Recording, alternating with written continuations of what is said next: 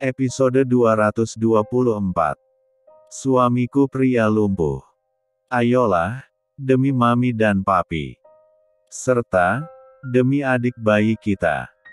Iya deh, sedikit ngerti sama dunia sekretaris.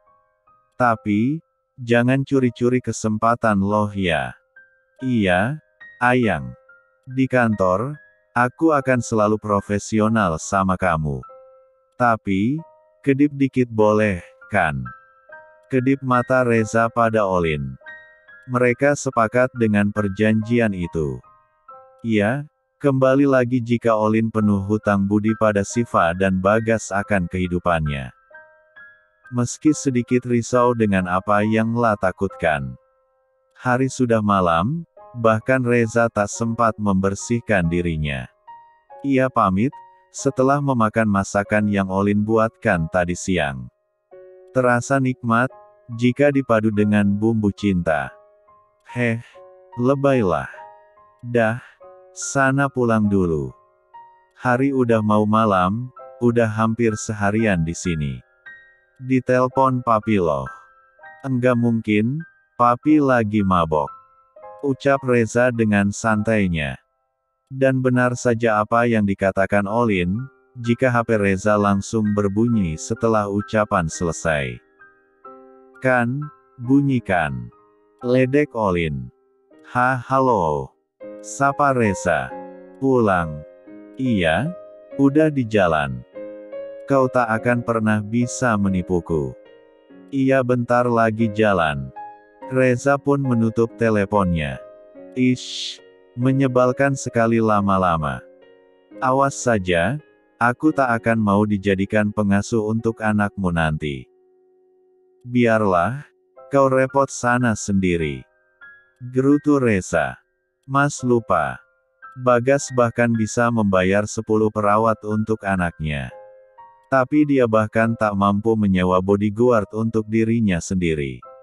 Bahkan, di kantornya saja dia bisa diculik. Kan aneh. Sergah Reza. Percayakah, jika dia sengaja diam kala itu? Bukan tak mampu. Tapi, dia tahu jika mereka akan datang. Fikir Olin. Setelah Reza pergi, Olin kembali berpikir. Sejenak mengagumi, tapi juga ia takut akan sosok Bagas yang instingnya begitu kuat. Bagaimana, jika ia diam-diam tahu tentang aku? Aku yang masih memiliki keluarga di luar sana. Tanya Olin dalam hati. La tak pernah bermaksud berbohong. Hanya saja, begitu rumit jika diceritakan. Apalagi, mereka akan memanfaatkan keadaan, jika tahu siapa di belakangnya kali ini. Olin tak pernah ingin melupakan mereka. Karena sejatinya, pamannya yang akan menggantikan sang ayah menjadi wali nikahnya nanti. Tapi, jika tahu akan hidupku, apakah dia akan memberi restu dengan mudah? Atau malah, memberi persyaratan yang menyulitkan? Pikirannya kacau, karena Reza memang sudah begitu ingin menikahinya. Reza masuk ke dalam rumah dengan bersiul ria. La menghampiri Bagas dan Siva yang tengah menikmati makan malam mereka.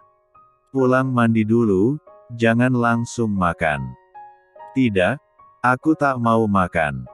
Aku hanya ingin pamer. Apa? Tanya Bagas, yang masih tampak memegangi perutnya. Reza dengan segala keisengannya, menghembuskan nafasnya tepat di hidung Bagas. Hao, semur jengkol buatan Ayang. Begitu nikmat. Ujinya dengan segala kelebayan yang La punya. Huek. Bagas kembali mual dan begitu tersiksa. Reza, berdebah. Awas kau. Tunjuk Bagas dengan begitu emosi. Reza berlari terbirit-birit, naik ke kamarnya. Bagas yang memang masih lemas, tak dapat menjangkaunya. Dan hanya bisa duduk di tengah tangga. Siva hanya menatap mereka diam. Menikmati semua makanan yang tersaji begitu banyak dan membuat seleranya semakin tinggi. Sayang, makan kebanyakan gitu, enggak begah? Tanya Bagas dengan nafas terengah. Enggak, Mas. Enak banget. Sehat banget babynya. Pasti bakal aktif nih besok. Iya kan sayang? Tanya Siva pada sang calon bayi. Bagas menatap Siva yang tampak begitu bahagia. Kembali rasa syukur ia panjatkan tanpa henti, melihat keduanya tampak sehat. Meski, ia yang harus menjalani fase menyakitkan itu. Mas, serius mau ke kantor? Tanya Siva. Ya, sayang. Meski sebentar, setidaknya datang. Mualnya hilang. Belum, malah semakin jadi. Apalagi, melihat makanan yang sedikit aneh. Bagas pun menunduk, bahkan bersimpuh.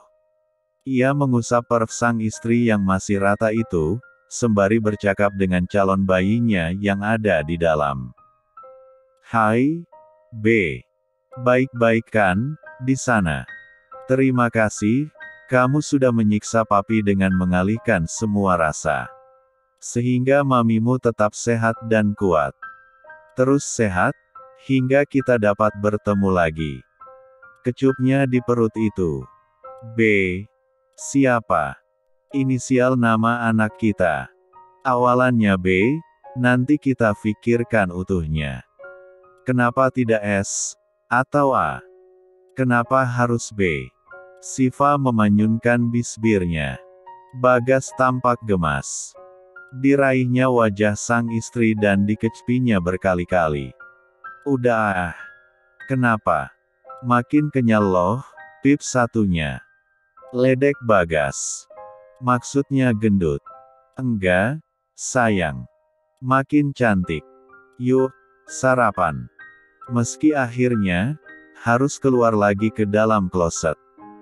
Bagas menggandeng sang istri, dan mengajaknya ke meja makan. Pagi, Mami. Mami sehat. Sapa Reza. Sehat? Kenapa? Lihat papi, kenapa begitu lemas dan pucat? Ah, tampak tak bersemangat sekali. Ayo dong, semangat. Kau tak fahamkah, jika aku sedang? Ah, sudahlah. Jika kau memancing emosiku lagi, awas kau. Ancam Bagas, berusaha menahan sabarnya. Reza hanya tertawa renyah. Seperti sangat bahagia di balik segala derita yang dirasakan Bagas saat ini. Olin jadi masuk. Tanya Bagas. Ya, akhirnya sekretaris cantik itu jadi milikku. Jaga diri, kalian akan sering bersama setelah ini. Iya, aku ingat kok. Jawab Reza. Kau dalam pengawasan. Bagas mengarahkan dua jari, dari mata ke arah Reza. Udah ayo cepetan. Udah siang nih. Masa iya, dua bosnya malah telat. Gak kasih contoh yang baik sama karyawannya. Iya, Mi. Jawab mereka bersamaan. Keduanya telah siap. Bagas pun sudah mendapat kecupannya seperti biasa. Oh Carolina. Ayo segera halalkan hubungan kita. Ucap Reza, berlari menuju mobilnya. Selamat pagi, Pak. Senyum, sapa dan salam diberikan oleh semua karyawan padanya. Reza dan Bagas membalas dengan hal yang sama. Apalagi Reza, yang memang sangat bersemangat kali ini. Kemana? Tanya Bagas, pada Reza yang berlari kencang. Ke ruangan lah, nemuin sekretaris baru. Jawabnya. Bagas hanya menggelengkan kepala. Ingin dilarang pun tak bisa, apalagi mereka memang tengah dimabuk cinta. Hanya kontrol yang bisa diberikan pada keduanya. Selamat pagi sayang. Sapa Reza, pada Olin yang tengah membereskan ruangannya. Kok sayang? Nggak boleh. Tegur Olin. Iya, keceplosan. Selamat pagi, Olin. Ulang Reza, dalam mode tegasnya. Selamat pagi, Pak. Ini beberapa file yang harus Bapak periksa, dan beberapa harus ditandatangani. Oke. Terima kasih. Bisa ambilkan saya minum air putih? Ya, air putih saja yang tawar. Karena kamu sudah terlalu manis bagiku. Ah, Bapak. Bisa saja. Jawab Olin yang tersipu malu. Lapun segera keluar dan menuju pantry, untuk mengambilkan pesanan bosnya itu. Enak ya, yang dekat sama bos. Bentar jadi asisten Bu Siva, ganti lagi jadi sekretaris Pak Reza. Kekuatan orang dalam, dengan bumbu pencarian muka. Ledek mantan teman seprofesinya. Maaf, muka saya sudah ada. Dan mereka tak asal mengambil karyawan. Kalau memang iya saya memanfaatkan orang dalam untuk posisi ini, saya juga bisa menggoda kekasih saya itu untuk memecat kamu. Terima kasih. Ucap Olin, lalu pergi dari ruangan itu. Episode 225. Olin datang dengan muka masamnya. Membawa segelas air hangat untuk Reza. Ada apa lagi? Reza meminum air hangatnya sembari menatap sang kekasih penuh tanya. Biasa sih. Apa yang aku bayangkan, terjadi juga pada akhirnya. Sudah diduga, kan? Harusnya nggak sesakit itu dong. Ish, ngeselin. Kasih perhatian, kek. Sabar sayang, jangan didengar kata orang, bla bla bla bla. Udah, gitu aja. Olin berbicara dengan bibir yang dimainkan dengan menggemaskan. Reza menatapnya tajam, perlahan berdiri dan menghampirinya. Semakin dekat dengan sang kekasih, lalu menunduk menyesuaikan dengan tinggi Olin. Mau apa? Ini di kantor. Nah, kan tahu kalau di kantor. Kamu sendiri, yang bilang supaya profesional. Apalagi, Reza mengambil beberapa helai rambut Olin yang lepas dari ikatannya. Lalu, masukkan ke dalam ikatan itu agar semakin rapi. Udah, kembali kerja. Dilihat papi, nanti. Siap, Pak. Olin pun melangkahkan kakinya keluar dari ruangan itu. Olin, dari mana? Papi, Pak Bagas. Dari ruangan Pak Reza, untuk urus dokumen. Jawab Olin, sedikit gugup. Apalagi, ketika Bagas menoleh ke ruangan Bagas dan seakan mencurigai sesuatu. Baiklah, kerja yang baik. Banyak pengawas di sini. Baik, Pak. Keduanya pergi ke ruangan masing-masing. Olin yang mulai sibuk dengan pekerjaan barunya, harus bisa membagi waktu dengan kuliahnya yang memasuki semester akhir. Apalagi, dengan tuntutan Reza yang seolah tak sabar untuk menghalalkannya saat ini. Harus selesai, nanti sore kuliah. Terus seperti ini, hingga saatnya tiba. Semangat Olin. Bagaimana laporan? Tanya Bagas pada Ali. Tak ada apa-apa. Semua berjalan dengan baik. Ini, beberapa laporan yang ada. Ali memberikan beberapa dokumen pada bosnya. Ali. Ya, Pak. Tolong, carikan saya mangga muda. Pak, Bapak itu punya makronis, dan ini masih pagi sekali. Takutnya jika Bapak nanti makan yang asam-asam, maka akan. Ali. Ya, baiklah. Akan saya carikan. Ali pasrah, lalu berjalan keluar. Rasa mual kian menghampiri. Bahkan kini, Bagas selalu bersanding dengan ember di dekatnya. Entah kapan, selalu mual dan bahkan muntah tak kenal waktu. Aku tahu ini keempat Milan simpatik. Tapi, semenderita inikah perempuan hamil? Oh, Humairah. Ini adalah jawaban janji yang kuucap kala itu. Gumam Bagas.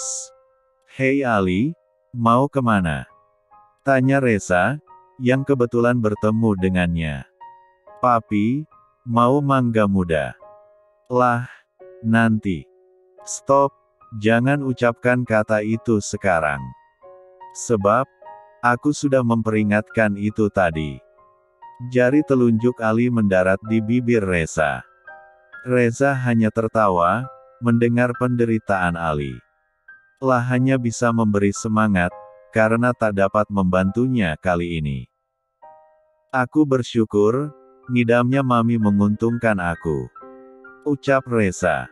Lantas, haruskah aku menangis karena ini awal penderitaanku? Hei, aku sudah melayani perempuan ngidam berkali-kali. Semoga saja, bapak-bapak ngidam tak seribet ibu-ibu. Doa Ali, sembari berjalan menelusuri lorong ruangan besar itu. Reza pun berjalan, menghampiri Olin di ruangannya. Mereka ada rapat, yang harus dilakukan pagi-pagi. Dan rapat itu ada di luar kantor. Sedangkan di ruangannya, Olin tengah mengobrol dengan begitu akrab lewat teleponnya. Tertawa, bercanda, membahas sesuatu. Sepertinya sudah begitu akrab dan begitu dekat. Apalagi, suara itu adalah seorang pria. Olin. Telepon siapa? Tegur Reza, yang masuk ke ruangannya. Bapak. Maaf, saya lagi bahas tugas kuliah sebentar. Reza merebut HP itu, menatap layar lalu mematikannya. Wajahnya pun tampak begitu serius kali ini. Kenapa dimatiin? Tanya Olin, dengan perasaan tak enak hati. Sampai jumpa di episode berikutnya.